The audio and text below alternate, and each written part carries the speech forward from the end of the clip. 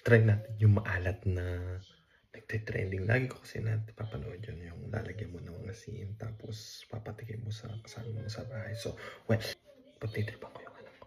Kasi medyo pogi.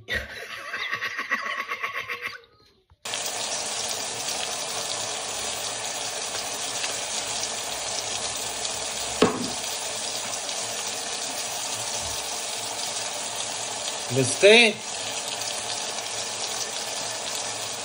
Basta!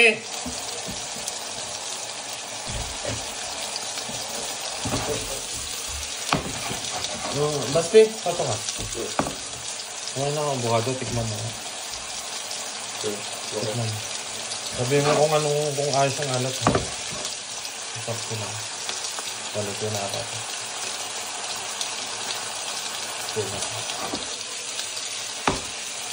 Ang alat.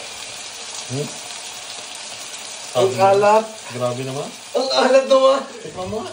Hindi ikaw to. Ha? Hindi sa luto mo. Malas, tikman mo nga.